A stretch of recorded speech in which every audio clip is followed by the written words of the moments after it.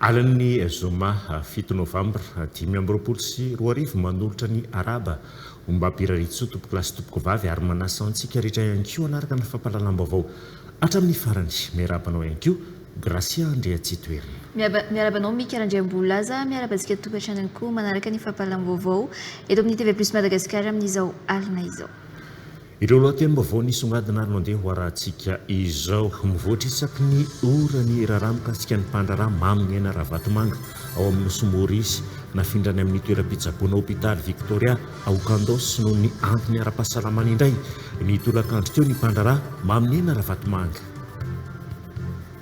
Omeny ipetrahan'ireo mpianatra manomana master 2 eny amin'ny anjery manontolo ireo tranomora eny amin'ny Lac Village eny Tsarasotra ny filohan'ny fiadidina iombonana ho an'ny fanavozana androany fampisehoana ny fahavononan'ny fitoram-panjakana ijery sy anohana ireo tanora no antony ny fanapahan-kevitra io hoy ny kolonely Randrianirina Mikael Androany. Zokosika dia amin'ny tapany faharoa amin'ireo lohatenim-baovao. Namaly ny fitakiana ireo sendika ny fanaova-tsony ny fifanarana tamin'ny ministera ny fanabeazam-pirenena hoy ny vondron'ireo mpanabe miraina ny VMM androany. Andrasana nefa ny fanatanterana ny votoanto ny fifanarana natao mba tsy hiverenana amin'ny fitokonana vaovao indray hoy izy ireo.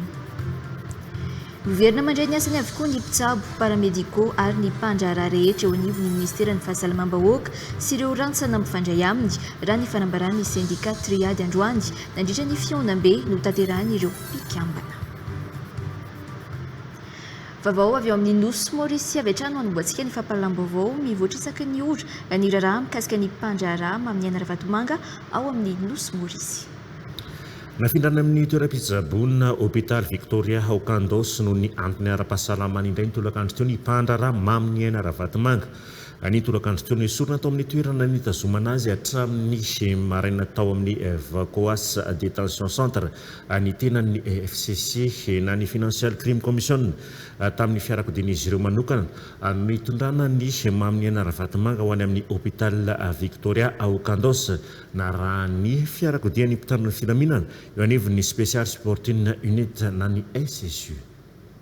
Androany tolakandro araka izany no nivoaka ny toerana nitazomana azy tao Vacoas Detention Center ny mpandraharaha mamy ny aina Ravatomanga. Toerana izay namindrana azy nanomboka androany tamin'ny 7 ora maraina. Ny mamy ny aina Ravatomanga izay avy nanaraka fitsaboana maika taorian'ny hatrehany fitsarahana tao amin'ny distrikan'ny Port-Louis Omaly Ariva.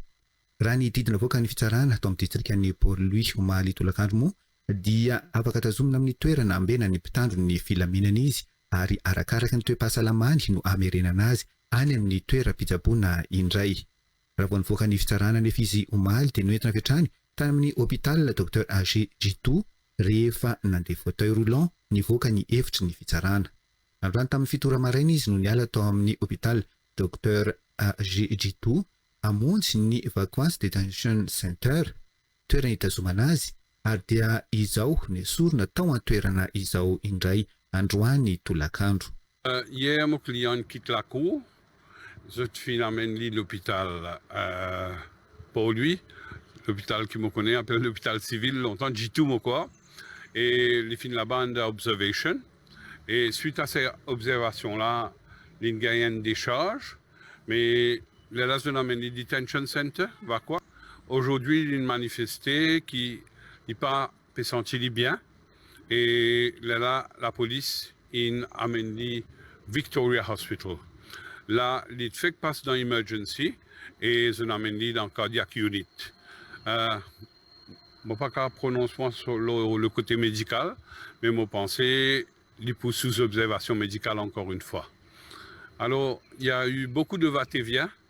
On attend le dénouement de ce feuilleton encore une fois. Ni FCC, la Financial Crimes Commission, tamin'ny fiarakodian'izy ireo manokana nitondrana ny mamy ny aina Ravatomanga ho any amin'ny hôpital Victoria ao Kandos na raha ny fiarakodian'ny mpitandro ny filaminana eo anivon'ny Special Supporting Unit na ny SSU.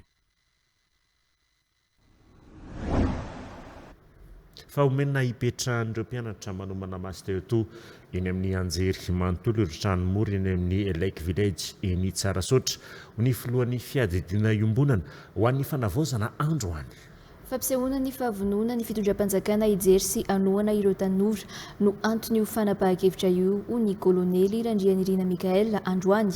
Mazaka mpianatra hatrany amin'ny 900 ireo tranomora izay ahafahana mamaha ny olany tranon'ny mpianatra eny amin'ny anjerimanontolo. Anisany mbola hojerena manokana ny sehatry ny herinaratra eny amin'ireo trano ireo izay mifanindran-dalana amin'ny famahana ny olan'ny herinaratra amin'ny akabeny amin'izao fotoana izao. Hohatrany ny filohan'ny fiadidina ny ombonana ho an'ny fanavozana efa mitady vahaolana maro lafy ampianana ny délestage ny fitondrana amin'ny alalan'ny fanafainganana ny fanamboarana ireo vondrona piary herinaratra eny amin'ny bohimanam-bola sy ny fividianana vondrona piary herinaratra vaovao mampindendry amin'olona eo amin'ny sariny omekarana efijaona. Anisan'ireo vahaolana hoentina amin'ny olona ny trano mpianatra eny Ankatso raha ho an'ny eto Antananarivo ny fampiasany ireo tranomora ho trano fonena ny mpianatra araka ny fanazavana. Ny ministeran'ny fampianarana ambaratonga ambony sy ministeran'ny fanajarinan-tany no hiara-iasa ahitany fanasian-drindra ny fitsinjarany ireo trano ireo. Azaka mpianatra hatrany amin'ny 900 ka hatramin'ny 700 ny vody-drafitrasa eto Lakiarivo. Ampisehoanay ny fahavononanay hijery ny tanora malagasy zay efa ataontsika hoe navelan'ny adrery hatramin'izay. Androany no anolorany ministeran'ny aménagement territoire an'ity trano reto ho an'ny ministeran'ny fampianarana ambony. Zany hoe mpianatra no hipetraka ato manomboka izao. Ny pitsopitsony rehetra dia anjareo. An'izy presse ny manao azy sy ny aménagement satria mbola misy amboarina ny sasany, mbola misy tsisy jiro ny sasany, tsisy rano fa entinay ampisehoana ny fijerenay manokana ny hoavin'ny firenena zay ny mpianatra mianatra amin'ny université no hitondra an'ity firenena ity aorinao aleo koa ny mpianatra mba hahitan'izany trano tsara zany hipetrahana. Anisa mbola jerena manokana ny sehatry ny herinaratra ho andreo trano fonena mpianatra eny Tsarasotra ireto raha ny fanazavana trany mifanindran-dalina amin'ny fitadiavana vahaolana amin'ny délestage misy amin'izao taona izao izany trano fanazavana. Anisan'ny toromarika nomena ny anafainganana ny fanamboarana ireo vondrona piary herinaratra eny Ambohimanambola fa ihany koa ny fividiana vondrona piary herinaratra vaovao analefana ny délestage ao Antananarivo, Antsirabe ary Fianarantsoa. Tsika zao latsaka anaty lavaka mangitsokitsoka. Dia rehefa mivoaka ny lavaka atsika dia tsy maintsy mbola maizina ny lavaka ivoahantsika eo afaka kelikely ihany vao mazava. Efa zavaiko foana eo 40 méga ny gapy eny amin'ny Jirama eny. Dia mamboatra groupe zao zahay groupe mety azahoana 15 méga 15 à 20. Dia tsy maintsy mbola hisy io délestage io fa ny manena azy ny ataontsika ny fomba fanafoanana an'io dia à moyen terme, moyen à long terme. Fa miezaka zahay mampiena an'le izy. Amintsika miteny zao ambany be andekaleka dia miakatra hatrany amin'ny 40 méga ny gap. Eny Ambohimanambola amin'izao dia miezaka manenjika zahay mety amin'ny farany herinandro ity mamelona groupe anankiray le teknisianina any groupe anankiray amin'ny 4 zay namboarina dia mampiena tsikelikely ohatr'izay foana satria amin'ny 10 andro ny famboarana ny groupe anankiray groupe 4 ny eny. Na izany aza mitoetra ny fitondrana vahaolana eny amin'ny trano fonenan'ny mpianatra hoy ny fanazavana anisan'izany ny fametrahana toeram-pidiovana, ny fametrahana panneau solaire ary ny fanaovana lavadrandra hoe ny manodidina Ankatso manokana. Vaovao amin'ny sehatry ny fampianarana namaly ny fitakiana ireo syndika ny fanaovan-tsony ny fifanarahana tamin'ny ministera ny fanabeazam-pirenena ho ny vondron'ireo mpanabe miraina ny VMM Androany. Andrasana ny fanatanterahana ny votoatin'ny fanarahana izay natao mba tsy hiverinana amin'ny fitokonana vaovao indray hoy izy ireo anara-maso akaiky izany ny syndika araka ny nambarany verina an-tsekoly araka izany ireo mpianatra rehetra manerana nosy manomboka ny alatsinainy 10 Novambra ho avy izao ny laza ny syndika afafoana avokoa ireo endrika sazy navoakan'ny ministera sy ireo fitaliavam-pahitra nandritra ny fisian'ny fitokonana mampitena Andriambolona sy Omegarana efijaona. Vita omaly ny fanaovan-tsiny ny fifanarahana teo amin'ireo syndika sy ny ministera ny fanabeazam-pirenena voarakitra anatin'io fifanarahana io avokoa ireo fitakiana natao dia ny fifampanantonana ny fianakaviana ny tambilaky ireo andreo mpampianatra ny fampidirana mpiasam-panjakana ireo mpampianatra mivoaka eny anivo ireo fitoeram-piofanana sy ny fandraisana avy hatrany ireo mpampianatra rehefa nafeno entona ny asana hiverina andray ny asany ireo mpampianatra rehefa hita fa nahafa-pony valy ny fangatahana hoy ny syndika. Elaela zay fitokonantsika teto zay avoan'ny mpampianatra Mpanabe ary tsy mora manao zavatra fa mila fampidinihana mila ihany koa fifanarahana ka vita omaly zany lay sonilay protocole d'accord dia eto aloha dia ambara aloha hatreto fa miverina ny fampianarana eny anivon'ny sekoly manerana Madagasikara. Isaorana ihany koa ny tompon'andraikitra na ay ny aino sy na ihany koa ny fanakalo-hevitra tamin'ny mpitokona. Dia ny fampianarana zany ambarana eto fa dia miverina amin'ny sakany sy andavany.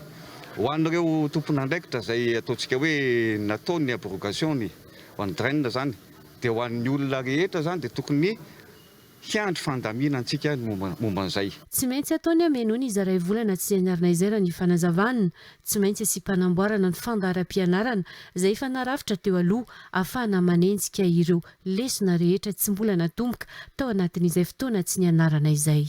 Misy ny sosikevitra azo atao tahaka ny hoe azo atao zao ohatra ny manome polycope ho an'ny ankizy, azo atao ihany koa ohatra ny mamerina ny ankizy amin'ny andro alarobia hariva sy ny sisa betsaka izay ny teneniko hoe mbola ifampidinika amin'ny mpampianatra mikasika an'izay.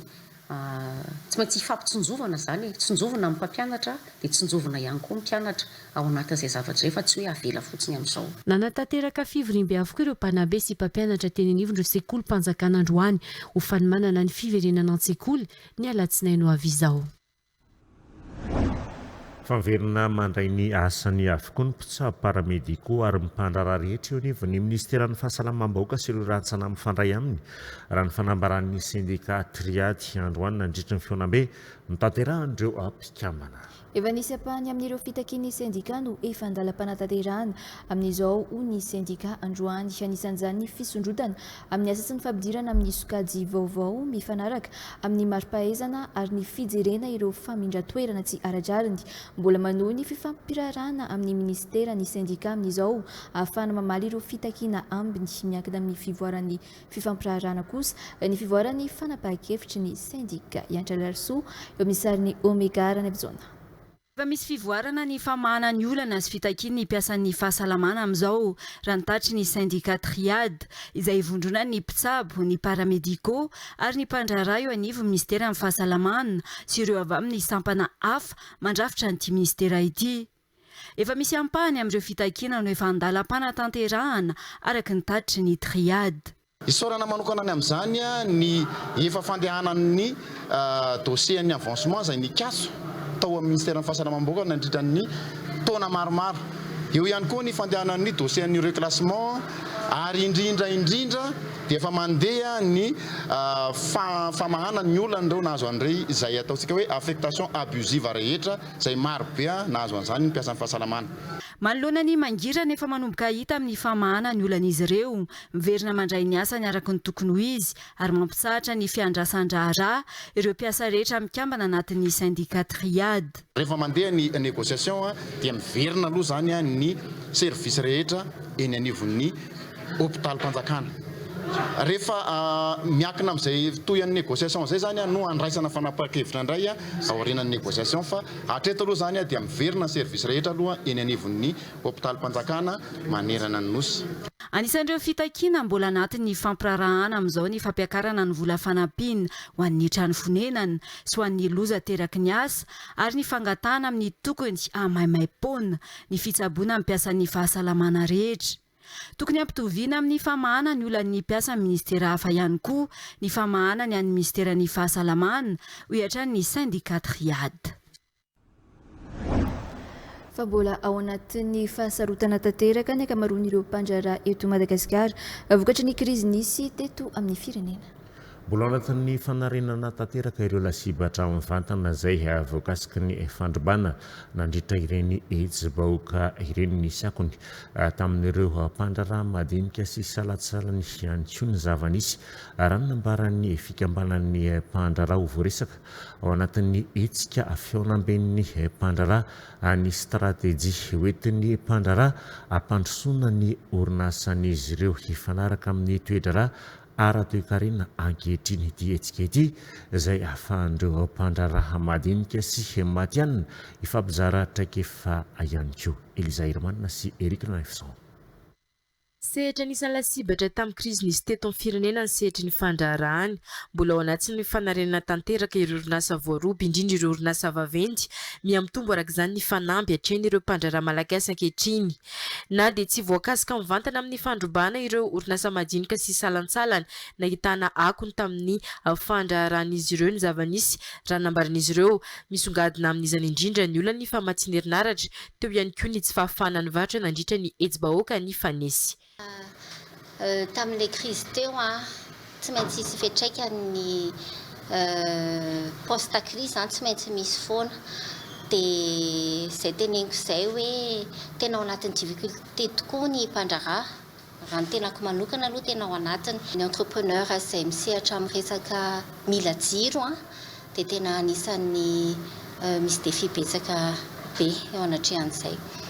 Anjaran'ny entrepreneur anefa izay foana moa no tenenina aminay sy fanabeazana anay hoe jery ny environnement manodidina dia anjaran'ny entrepreneur no mitady solution. Izay no tena ampiasain'ny entrepreneur, mila mitady solution manoloana ny environnement manodidina anazy. Ho voaresaka mandritry ny hetsika fihaonam-be ny mpandraharaha ho tanteraina ny 24 novambra ho avy izao ny mahakasika ny stratégie hoentin'ny mpandraharaha hampandrosoana ny orinasa ny fanaraka amin'ny toe-draharaha ara-toekarina amin'izao. Lohahevitra maro ihany koa no resahana fotoana ahafahan'ireo mpandraharaha madinika sy ireo matiany ny fampizara-traikefa ihany koa ity fihaonana ity. Filan'ireo mpandraharaha eto à Madagasikara dia trakefa anisany voalohany indrindra, fa ankoatr'izay dia ny fitaran'ny atao hoe tambazotrany ny réseau-any dia hita zany fa betsaka tamin'ireo mpandraharaha indrindra tao anatin'io hetsika io no nanitatra ny réseau-any. Nisy partenariat nitsangana tao,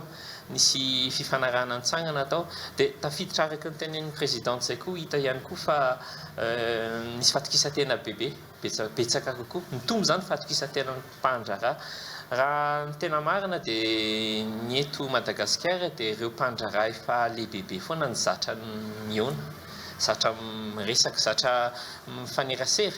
Dia ao anatin'ity hetsika ity ampidirintsika ao anatin'ny lalao, miditra tao anatin'ny lalao zany ny mpandraharaha madinika, ireo mpivarotra tonontonony, ireo manana service kelikely, ireo anatin'ny informel ihany koa aza dia nanitatra ny réseau-any, nanitatra ny tsenany, nisy tsena lalam-barotra vaovao zany no hitan'ireo mpandraharaha. Ao anatin'ny fanaovana fanadihadiana momba ireo fiantraikany nateraky ny krizy nisy teto amin'ny firenena teo amin'ny mpandraharaha malagasy moa ny MED na ny Madagascar Entreprise Development amin'ny faritra sasany eto Madagasikara toy ny Analamanga, Mahatsiatra Ambony sy Vakinakaratra.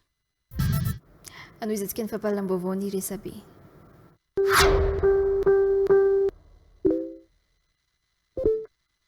Ny pejy info culture madame mampafantatra Zenzaid Madagasikara manambana hidina an-dalambe indray satria natsapa tena ho voailika sy tsy mahita fiovana.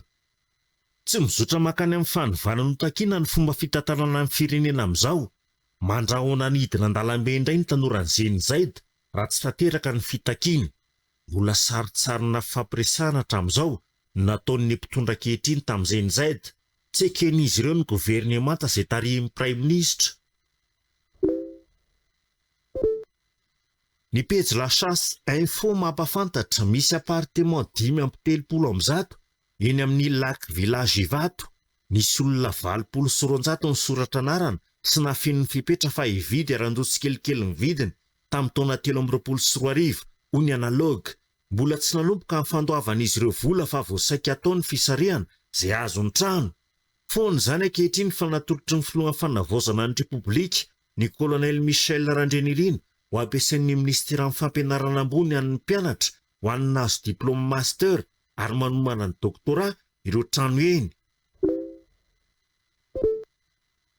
Ny pejy 24-7 mampafantatra mitakany tsy angalan'ny tiako fatany itsony ireo fokon'olona ao Ambatondrazaka. Nobana ny fokon'olona tany Antsangatsanga, distrika Ambatondrazaka, Nerain 44 Omaly. Kibota misa enina no nalahatra izy ireo teo amin'ny arabe ka tsy afaka nandeha ireo fiarakodia. Ny fitakiana amin'ny orinasa Tico ny mba tsy hitako io fatany itsony amin'ny tany izay ambolen'izy ireo no anton'izao fihetsiketsehany. Ny pejy info culture madame mampafantatra komin'ny Bekopaka distrika Natsalova niditra kerin'ny tao amin'ny bureau commune sy ny mavomboaka ao atoerana sy ny kandida maire tsy lany tamin'ny fifidianana. Nidiran'ny kandida be ny tanàna nahazo ny larana faharoa tamin'ny fifidianana be ny tanàna tao be kopaka sy ny solomavomboaka Natsalova ary ny lehibe ny distrika kely ny bureau commune be kopaka distrika Natsalova faritry Melaky tsy nafantatra mikasika ity zava-antranga ity be ny tanàna Perinasa Franklin Miandrozoky ary nanaroatra ny tsy matao an-toerana azy ireto olona nanao ambiletreto no sady ihany koa nanaroatra ny toetra raha misy ankehitriny. Tsy anaiky ireo zava-mitranga amin'izao ny be ny tanàna Perinasa araka ny nambarany izay miaraka amin'ny vahoaka tsy hevina fa tamin'ny faran'ny volana Oktobra teo iny no nisy ny fofony an'ity be ny tanàna Perinasa voavidy tao be kopaka ity saingy tsy nahavoa ireo olon-dratsy ny tifitra azy. Ny PSTV plus info mampafantatra LFI 2026 hiakatra ifetramben'ny 100 ny karama mampiasa mpanjakana. Nitondra fiakarana 410 amin'ny karama ny teti-bola-mpanjakana 420 ho ny ministeran'ny toe-karena sy ny fitantanam-bola. Ny maso karama dia 420 amin'ny PIB ka mbola ao anatin'ny fenitro izy. Rano ny fiakarana io satria tsy nisy fiakarana nandritry ny 3 taona ka io aloha no azo tanterana amin'izao fotoana izao ho ny ministra ny toe-karena sy ny fitantanam-bola. Ny pejy vaovao 24 Tiresety mampafantatra raha azo total karama $10 Elon Musk. Omena tamin'ny karama $10 Elon Musk ao anatin'ny 10 taona mba hifantoka tanteraka amin'ny fitantanana ny orinasa Tesla sy hanao izay hisongona ny lavitra amin'ny mpanamboatra fiara mandeha herinaratra rehetra. Izany no fanapaka-hevitry ny tompo mipetra-bola rehetra ao amin'ny orinasa Tesla raha nanao fivoriam-be tany Austin na ny Texas izy ireo malalaka misy. Miankina amin'ny fombiazan'ny orinasa Tesla mifanomezana izany total karama izany ary misy tanjona ara-barotra sy ara-bola misy 20 tokony tanterahan'i Elon Musk. Marihana fa Elon Musk no manan-karena indrindra eran-tany ankehitriny toa manana $500 ny hareny. Pejin'ny Michaelis Andriamahazo, Brickaville fijoroana vavolombelona olona avy any Thomas nizainy tonga eto Brickaville hamonjy fête des morts na havandrazana. Tonga tao amin'ny porna sy ranandaka nandehan'ny Ndovranto. De gaga raha nahita zandary marobe nanao fanampiana mitovy manadio miaraka amin'ny kifafa sy ny angady mindroaka maloto sy ny fako marobe mba nantany olona ny zandary hoe bourgade territoriale Brickaville izy ireo. Efa renikeny zareo ny asa mafy izy io fa zao antena vao nahita maso raha karan'izany ataon'olo jiaby dia mandroso Madagasikara mba naka sary koa izahay nataoko borofo raha nozakeko. Misaotra zandary territoriale Brickaville nanome lesona dia aoka ny tsena mba hanaja.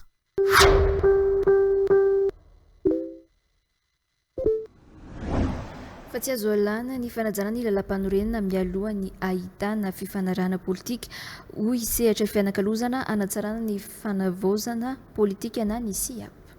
Lalam-pandrenana no arofanina tsy sinny tsy fanarahan-dalàna ary teny ilaina ny fampiarana azy io hatrany SIAP tsy azo elana nefa ny fanatanterahana ny fikaonan-doha pirenena ahafahana mamoaka fanarahana politika isin'ny tetezamita eken'ny rehetra amoaka fekefitra ny SIAP avy amin'ireo ery velona samihafa sy ny antoko politika maro loko hoentina amin'ny fikaonan-doha pirenena io ny filohan'ny fiadidiana fiombonana ho an'ny fanavaozana izay nilaza androany fa efa anatin'ny fanomanana ny fikaonan-doha pirenena ny FFKM amin'izao fotoana izao ary efa misy ny famatsim-bola ahafahana manatanteraka izany. Mamitena Andrembolona sy Omegarina Ifitsonina.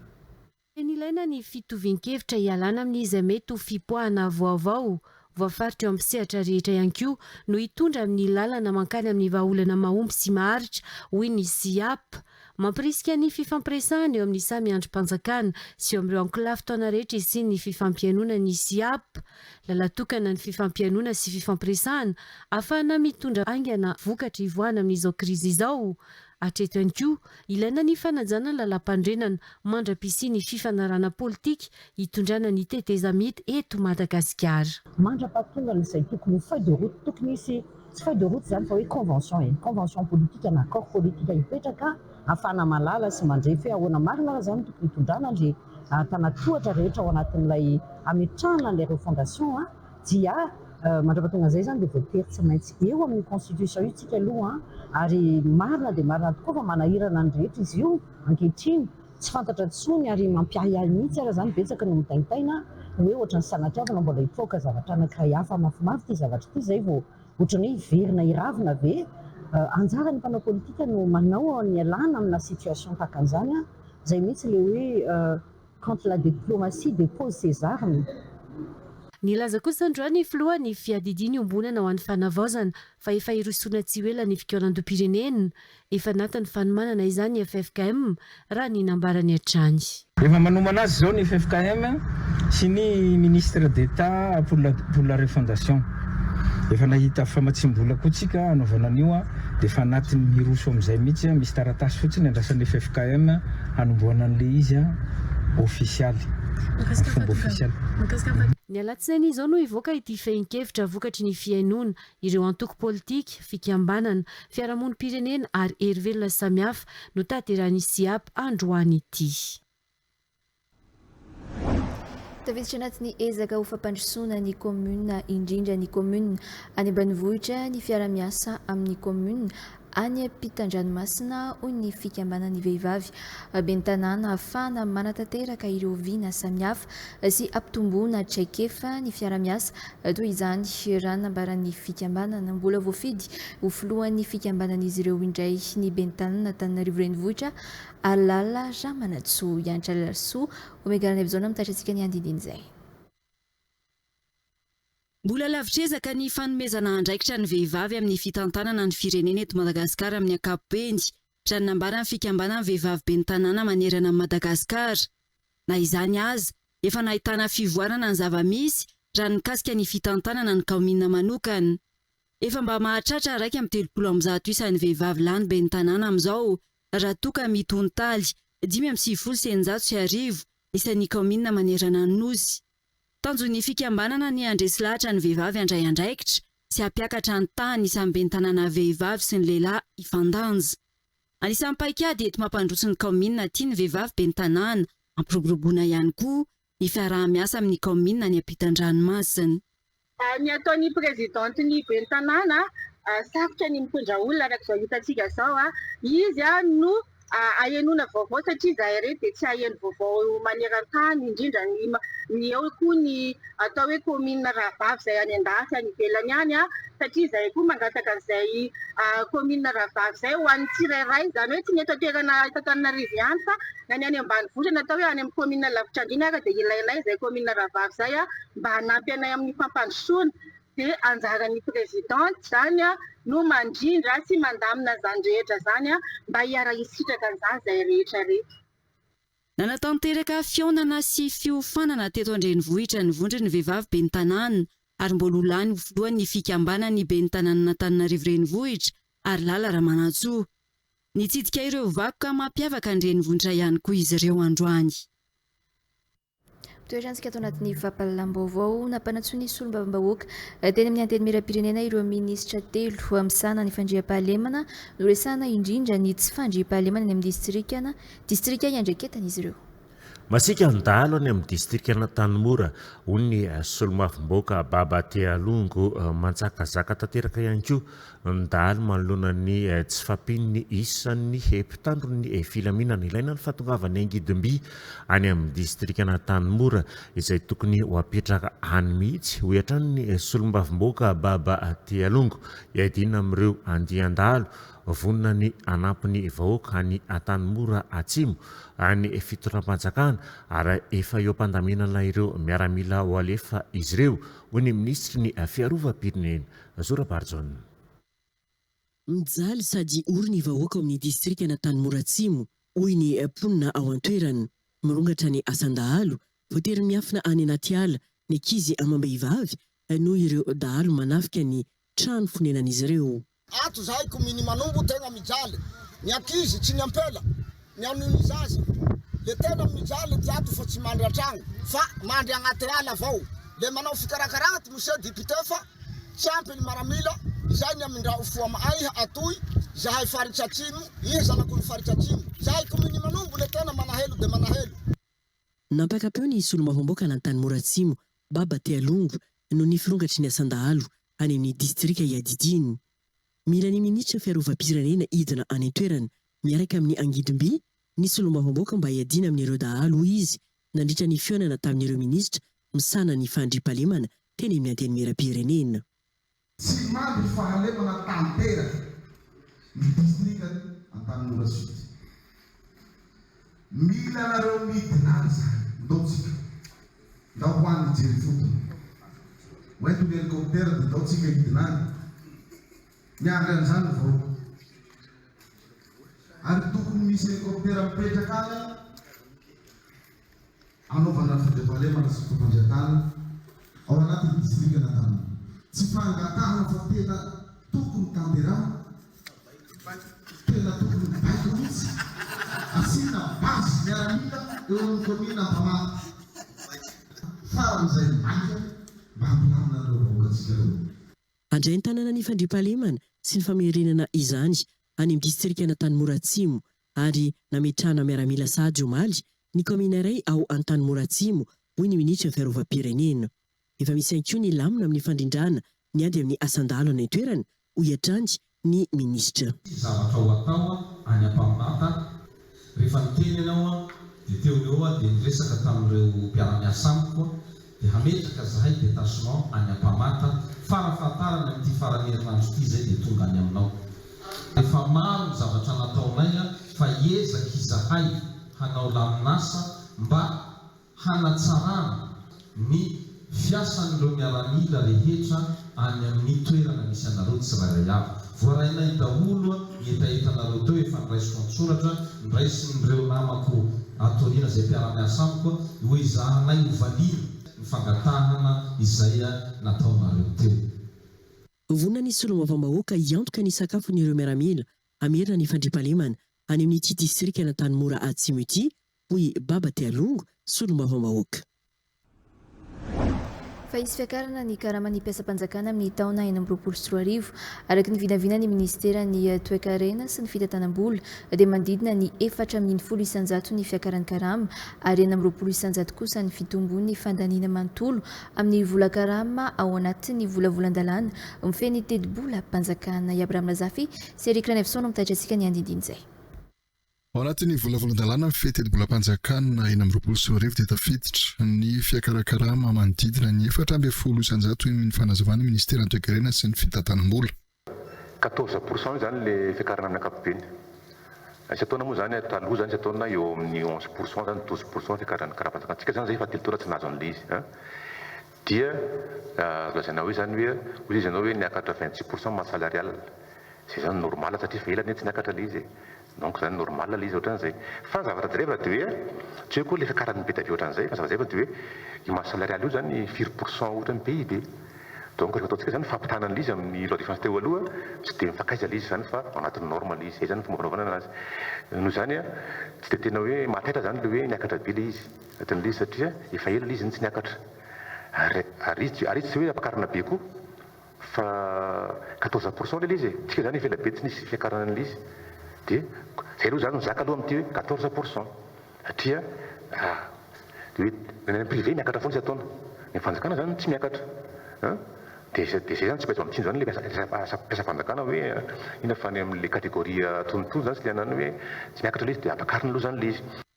Na efa nanomboka ny volana marsa aza ny famolavolana ity teti-bola ity dia ny sady ny fanamboarana sy ny fanazarana nataon'ny ministera ho famalina ny etaetam-bahoaka nilaza ny ministra ny Dr Ramiarson Eljatove nandritra ny fialana tamin'ny mpanao gazety Androany fa tafiditra anatin'ny lalàna amin'ny fiteti-bola-mpanjakana ny fanavaozana anatiny sy ny fanitsiana mifanaraka amin'ny politika ny fanavaozana ny fanjakana.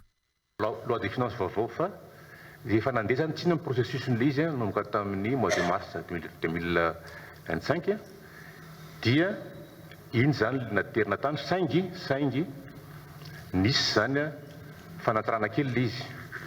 Zany hoe fandraisana zany an'ireo zany etaeta izay miainga zany avy amin'le fitsabako teo sy avy amin'ny vina zany napetraky ny filohan'ny fanavaozana ny republika.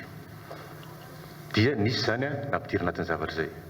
Eo koa zany ny fifandraisana tamin'ny sehatra tsy miankina mba ahafahana zany nijery hoe inona koa zany etaetan'izy ireo.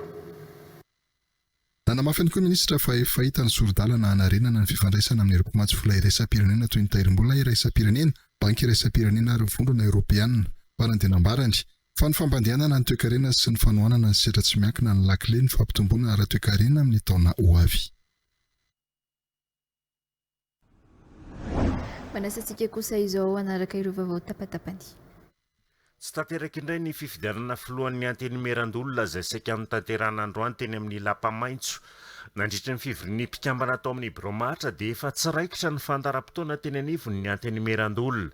Fona nalaraka izany ihany koa ny fifidianana izay filohan'ity androm-panjakana ity izay saika natao androany miandry ny fandiniana ny volavolan-talàna ifeny teti-bola-panjakana 420 ny loholona amin'izao fivoriana ara-potoana faharoa izao. Araka ny fanapaka-hevitry ny fitsarana avy momba lalam-pandrenana dia mitoy ny tao-piasan'ny antenymeram-pirenena sy ny antenymerandolona sy ny voamera-meleo tena misana ny fifidianana na ny CENI ary ny ACD2ED. Olona tsy manana fahaizana mampahalalana momba ny fitsaboana nify sy ny ativava dia manokatra cabinet dentaire dia miasa ara-dalàna tsy ara-dalàna moa zany fa dia ohatran'ny mandray marary ohatran'io tena ohatran'ny mandray marary io izy dia mampalahelo any satria mianatra ny olona mandritra ny fito taona dia anao isandoka fotsiny tsy manana fahefana na manana fahaizana momba an'izany dia mampalahelo ihany izy fa isaorana ny tompona andraikitra baratonga izay atao mandray ny andraikitra ary tonga amin'izao dingana natao zao ny didy moa zany dia amin'ny herin'ny androany no mivoaka dia isaorana sady ny fa mbola eny amin'ny AMD zany izy amin'izao fotoana izao nanomboka tamin'ny fisamborana azy dia ny cabinet dentaire moa zany efa nakatona ihany koa. Manova fomba fiasa ny polis-pirenena eto Toamasina sy ato anatin'ny faritra antsinanana ankehitriny. Ampiarina ara-bakteny ny polisy manakaiky ny vahoaka. Ny zara larana finday iantsona ny polisy raha misy ilana azy ireo maika sy kirorika teny amin'ny vahoaka ny polisy teto Toamasina omaly. Ireo faritra mena amin'ny tsy fandriampahalemana ny santarana izany voalohany. Kanisan'izany eto amin'ny Fokotany 2171 Tanambovereri. Hosikafana ihany koa ny biro manokana fanangonam-baovao sy tranga misy eny amin'ny Fokotany. Fametrana fandriampahalemana mahatra eto Toamasina amin'ny andron'ny fanavaozana sy fanovana izao no tanjony. Fanatanterana ny toromarika nomeny talempatra ny filaminam-bahoaka antsinanana. Ny komisaira Kotovao Jean Christian sy talejiraly ny polis-pirenena ny etsika atao. Natongavanay aty dia anakakaizana kokoa amin'izay polisy manakaiky ny vahoaka zay na police de proximité anazava amin'ny olona hoe raha misy antso maika ilaina amin'ny polisy na urgence na secours dia mizara numéro zahay raha mbola misy tsy manana numéro téléphone. Mizara carte de visite zahay zara numéro zahay iantsona ny polisy raha misy amehana raha misy fanafiana raha misy zavatra ilana maika dia maika. Ity numéro ty dia mandeha foana maraina antoandro hariva. Namafisana zay zavatra zay ireto sifflet reto koa dia mbola miaraka amin'ny numéro iantsony ny olona anay amin'ny amehana sy amin'izay tranga misy aty anivon'ny Fokotany. Izay ny nitetezanay isam-baravarana teo anentanana ny olona amin'izay zavatra zay fa ho tetezinay daholo ny Fokotany rehetrarehetra misy eto tamin'ny tanàna Toamasina. Manambahiny fampalam-baovao amin'ny ity alina ity Stéphania community manager avao amin'ny Vadela miarabanao tonga sy eto amin'ny fampalam-baovao TV Plus Madagascar. Fanimeravana Romenata dia fanimeravany mpijerany Antokatrano. Ho an'ny Vadela manahoana ny fidirana indray zany ho an'ny andiam manaraka. Voalohany indrindra aloha Vadela dia business school international misehatra amin'ny resaka fizahantany sy fandraisam-bahiny international na tourisme et hôtellerie international. Fianarana iraisam-pirenena zany hoe firenena 3 misy anay dia 720 ny isan'ny Vadela maneran-tany. Amin'ny sekoly international anazy dia mitovy daholo ny diplôma, lanjan'ny diplôma sy ny kalitao fampianarana eo anivon'ireo sekoly Vadela maneran-tany ireo. Dia diplôma roa no afaka sitrahanao amin'ny Vadela dia ny bachelor na bac plus 3 sy ny MBA na bac plus 5. Ho an'ny fidirana misy anankiroa ny fidirana ao amin'ny Vadela isa-taona mois de novembre sy mois de mai. ho an'ny mois de novembre amin'ity taona ity dia efa feno tanteraka ny toerana fa efa misokatra kosa ny fisiratananarana ho an'ny rentrée mois de mai. Miazakazaka be ny fidirana ho an'ny vatela, inona ny tena mampiavaka azy zany a, inona ny tena tombony zany ho an'ny vatela ao anatin'izay hoe fampiofanana sy fampianarana zay. Araka ny lazaiko tao dia vately Madagasikara dia fianarana iraisam-pirenena, izany hoe ny diplôma azo ao amin'ny vately Madagasikara dia manan-kery n'aiza n'aiza firenena ilay any ankizy, izany hoe ho an'ireo mpianatra izay maniry dia hivelatra eo amin'ny sehatra iraisam-pirenena, ho an'ireo izay maniry hiditra amin'ny fandraharahana na fitantanana orinasa na eto Madagasikara na ny ivelany, dia vatela no manokatra varavarana ao amin'izay sehatra izay. Maro no hoe nivoaka tao amin'ny vatela no misongadina eo amin'ny sehatra iraisam-pirenena, aiza ho aiza mikasika an'izay. Ho an'ny mpianatra mivoaka ao amin'ny vatela dia ny ankamaroany mitantana orinasa lehibe any ivelany daholo na lasa mpandraharaha eto Madagasikara. Dia eo ihany koa moa izany ny mpiara-miasa amin'ny sekoly vatela maneran-tany, hôtel 3 étoiles minimum mandray an'ireo ankizy mandeha manao stage any ivelany isan-taona à partir de la 2e année. Ina mampiavaka amin'ity taom-pianarana ity misy ve ny atao hoe mampisokadina azy raha mitaha amin'ny fanyakoatry ny hatramin'izay, inona no atao hoe mampisokadina vaovao anazy ao anatin'izay fampiofanana izay? Anisan'ny vaovao amin'ity taona ity aloha izany dia fivelarana iraisam-pirenena foana ihany, izany hoe fitombon'ny firenena afaka hanaovana stage, eo ihany koa ny izay mbola tsy nisy tamin'ny herintaona ohatra ny fisian'ny fanatanjahantena izay lasa obligatoire ho an'ny mpianatra rehetra, fisiratananarana amina salle de sport mihitsy ho an'ny mpianatra rehetra vatela izany. Dia eo ihany koa ny fivelarana amin'ny resaka arak'asa, ohatra hoe Dubai, États-Unis, mivelatra kokoa izany opportunité amin'ity taona ity. Fa hoe fitombon'ny fanarana amin'ny firenena izay misafiry izany ny firenena izany atao hoe ao anatin'izay fanarahana izay. Araka ilay teneniko tao 3 ny firenena misy amin'ny vatela, fa tsy izay akory no hoe limite izany fa mivelatra amina firenena maro be dia be ny andehanan'ny ankizy manao stage sy asan'ny ankizy. Ankoatran'izay manana izay département insertion professionnelle, dia io département insertion professionnelle io no mampifandray an'ireo mpianatra mivoaka sy ireo mpampiasa izany, izany hoe manome tolotr'asa ho an'ny ankizy na eto Madagasikara na any ivelany. Alefa sara ny fanentanana ho an'ny mpijery atsika. Ie, dia ho antsika rehetra izay maniry te handalina an'izany atao hoe fandraisam-bahiny sy fizahatany iraisam-pirenena izany dia misokatra ho anao ny varavaran'ny vately Madagasikara eny Mamorivato no misy anay, dia aza misalasala manantona ny birao misokatra foana izay ny latsinainy hatramin'ny zoma amin'ny 7 sasany hariva hatramin'ny 4 Akasitrana feno Stéphanie Antondra izay fanazavana izay sy ny vahiny teto amin'ny fampahalalam-baovao. Dia misaotra betsaka anareo menatara.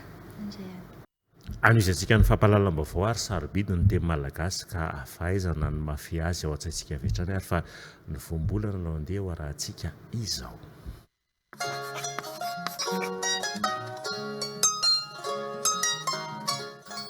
Toy izao indray ny voambolana fatarina ny heviny amin'ity anio ity ary izana ny mampiasa azy.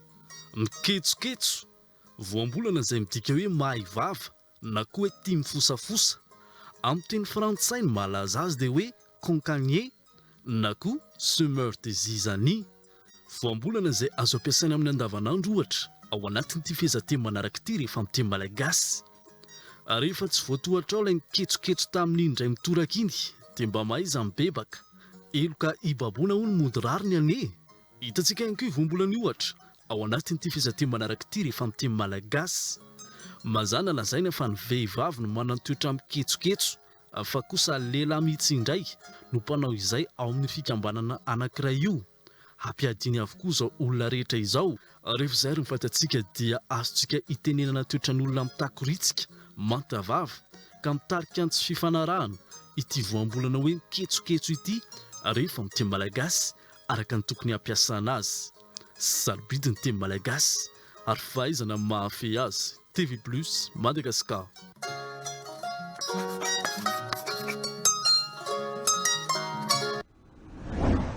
anisan'ireo zanam-pandarana kafizitsika atao anatin'ny fampahalalam-baovao ihany koa ny eo ara hoe kandeha ho arahantsika ary zay. SMIA Innovation, c'est un écosystème d'apprentissage, des infrastructures à la hauteur de vos rêves, des espaces conçus pour créer, tester, grandir. Embrace change. Sini. Waouh, Choco! Produit sucré, Choco Burst, Cornflakes Nature. Quel sera votre préféré? Fabriqué avec fierté à Madagascar. NutriFood, mangez bien, mangez sain. Sini. Orange, Ewanilano. Nulchawana. Moteur, action. Majustuko, salamo. Pecha ina le zatono? Salam. Saka ka diplôme. Saka diplôme? Hey, ito na vita fianarana ianao. Mianatra tato foana. Hey. Raha jereko kely any a. Gérald le danger. Gérald le danger le anaranao.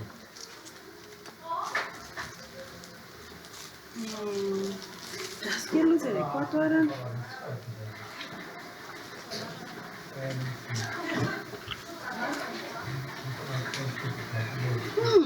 Ohatrany tsisy diplôme anao ato. Fa ianao nefa navita examen? Tsy navita fa nalohako lazy a. Ay ve ka zay zao le olana raha vao tsy navita examen ianao dia tsy metiko ianao raha tsy nanao examen ko ina diplôme nananao io. Ka ilaiko le diplôme ako zany nalohako lazy dia le diplôme an'izay ilaka fa menao ohatrany ilay safatona versa dia fenoko e. Aha, ka reto nge efa anaran'olona daholo e jerenao. Efa anaran'olona navita examen daholo madama fa misy ilako an'izy amin'ilay asako hoe manana an'ilay diplôme mahay majaitra. Raha amin'izay a dia tokony hoe nanao examen ianao dia rehefa afaka amin'ilay examen ianao izay vao mahazo diplôme fa tsy hoe nianatra fotsiny ianao nefa ianao tsy nanao examen akory dia efa tsy afaka ako. Be dia be koa nge ny zavatra ataoko hoe tsy pakeliko anankifiry miandry anahany daholo daholo dia tsy maintsy alahatra amin'ny fotoana dia ilay examen tsy maintsy najanona aloha fa za mahay manjaitra manao fika. Ka eo amfanarahana tavoalohany tamin'ny nohitra kosa ny hoe tsy maintsy manao examen zay vao mahazo diplôme. Dia tsisy diplôme anao zao ok ianao sy manina nefa raha hoe atsona ny lehibe anao dia izy mba resaka fa za nge olana vola ara-dalàna mihitsy manana fakitira ara-dalàna io mihitsy le madama. Salama tompoko, salama PDG. Fa inona le problème anareo ohatrany henoko hoe mana problème kely izy? Za mpianatra tato dia mba tsy afaka nanao examen fa nanana problème kely tamin'ilay sipakeliko izay dia tsy tonga tamin'ilay examen dia mba sakitena zany hoe mba ilaiko amin'izay le diplôme ako. Andraso aloha raha vao tsy nanao examen ianao dia tsy mahazo diplôme fa afaka mbola mamerina fanadina ianao amin'ny manaraka raha tsy nanao fa tsy mety zao ataonao zao ianao ary tsy nanao fanadina ianao ko diplôme ahoana zany mba hoe menao an'ilay diplôme hiver za dia mba fenokany amin'ny eny ianao mahay fa le diplôme tsy afaka tonga dia omena fotsiny zany fa lasa kolokolo indray zany manao fanadinana aloha zay vao mahazo an'ilay izy sekoly ara-dalàna tsara ty dia manara-dalàna tsara fa tsy manao kolokolo ohatran'izany na voalohanao ary ny écolazy rehetrarehetra dia mila manao fanadinana fotsiny ianao a fa raisinay foana ianao manaraka fa aza masika be ohatran'izany ianao fanadinana fotsiny aleoko dia mba menao anazy za tsy manafaka manao kolokolo zay ka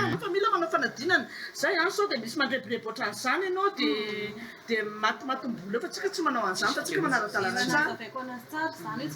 misoratra anarana efa ho avy zao fanadinana manaraka misoratra anarana ianao a dia manao fanadinana satria nahavita fianarana tsara ianao dia mety tsara aza malahelo fa mbola afaka ataonao zany e fa zay tsy manao kolokolo zany amin'ny herinandro io fanadinana amin'ny herinandro fanadinana mamanange mipresy be anao hoe zahoany le diplôme dia za tsy te hiteny taminy tsy nanao examen dia mba soveo moa raha mba mety tontosahatra amin'ny farany fianarana ataonao mba ahafahanao mahazo mari-pahaizana amin'izany ny fahaizana sy ny fanabeazana noratovina hanam-pianarana dia tsy voavidy vola.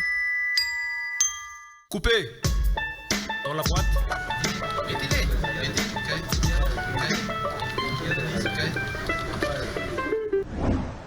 dia misaotra antsika rehetra ary tsy nisaraka hatramin'ny farany grasiandre tsy toenina kosa izao mbola hitondra ny songadina ho antsika rehetra indray veloma tompoko.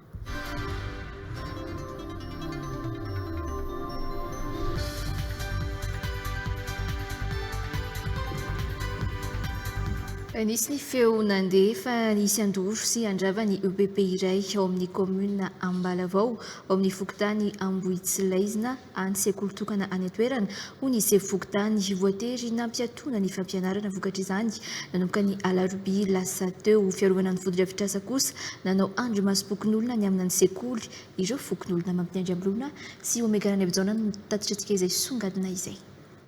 Ny alarobia teo dia nahazo afatra ny mpampianatra ao amin'ny EPP Ambotsilaizana anatin'ny komuna Ambalavao fa isy andian'olona nafika sy andoro ny fotodrafitra azy. Taorian'ny savorovoron'isy teny antoerana ka nahatonga ny ben'ny tanàna Ambalavao nametra-pialana noho ny sehoany izany. Anisan'ny fepetrany raisina ny fampiatona ny fampianarana teto amin'ny EPP ho fiarovana ireo mpianatra madinika.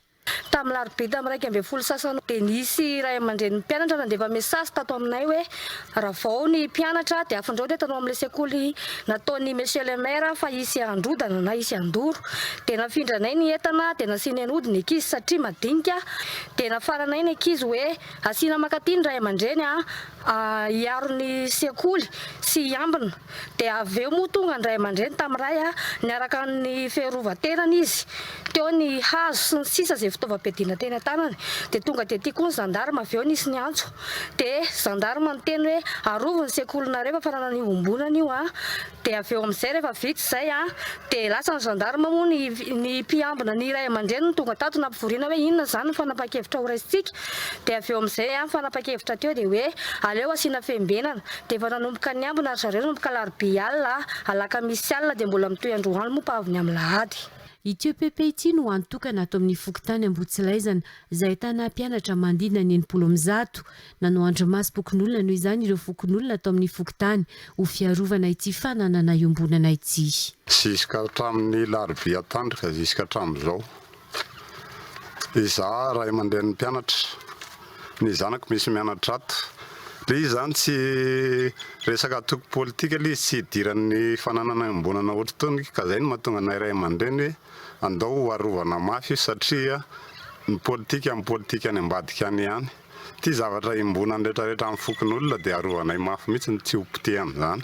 Manoloana ny zavatra nisy anseho zany teto amin'ny fokotany dia nandray fepetra amin'ny fokon'olona hoe aleo harovana ny fananam-panjakana fananana iombonana dia izahay vatanda fokon'olona hito amin'ny fokotany Ambotsilaizana dia miambina na andro na alina dia eto moa zany dia izay zany tena nametraka mihitsy ny hoe raha sanatry ny vava kosa tonga amin'izany dia izay tsy miditra politika fa kosa raha fananam-panjakana fananana iombonana ny ankizinay rehetrarehetra eto daholo ny mianatra dia tsy anaiky kosa izay raha ho ampidirina amin'izany le zavatra mba efa foto-drafatrasa efa vita ety dia tsy fantatra aloha zany ny politika any fa izay kosa ho arovanay fananam-panjakana izay foto-drafitrasa efa mipetraka ety aminay dia le izay tsy nanao tsinontsinona le feo moa dia fa hoe andao zalahy andao anapa-kevitra sao dia mitombona tokoa zany zavatra izany dia izay mahatonga anay hiambina an'ity toerana ity. Mbola mitoery tsy hijanona ny fiambenana ny EPP hatramin'ny alahady ho avy izao raha ny fanazavana trany miverina mianatra kosa ny mpianatra ny alatsinainy ho avy izao. Izany koa teto marina ny fampalam-baovao amin'ity alina ity mankasitraka antsika naraka izany hatramin'ny farany veloma tompoko.